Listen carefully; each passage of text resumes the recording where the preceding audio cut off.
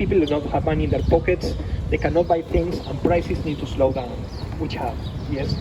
I'm sorry to throw numbers at you, but on January 24, Argentina had 25% inflation in 1 month.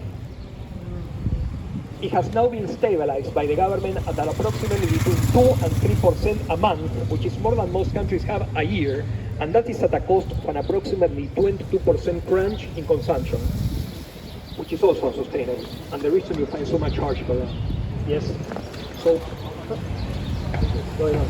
The city hasn't been this dirty in a long time. How do Argentinians deal with a 200% inflation? Probably it's not the case. Now, if you analyze it, it's more between 25, 30, 35, which is also on the charts. Yes, but how do Argentinians deal with this? Let's say you get paid once a month, as most people do. That day you calculate how much you're going to spend, and if you have something to spare, you change that into dollars immediately. You keep your pesos for 2 months in a 200% inflation, perhaps you lost half of it. Yes? So there's a group of Argentinians that every month, every week, every day need to buy a small amount of dollars to keep the purchase power of their money. Well, the government, not just this one, the last 5, regardless of their economic ideology, they need them too, because they need to pay for interest rates, and every government sends tens of millions of dollars per day, sending them to the market to try to keep the dollar in relative floating control. Because if the dollar rises 1 peso, that goes immediately to every other price. So there's a kind of a short ship situation, yes? But you see, this is the problem. All of these governments understand there's a competition for the few dollars that are coming in by the people and the government.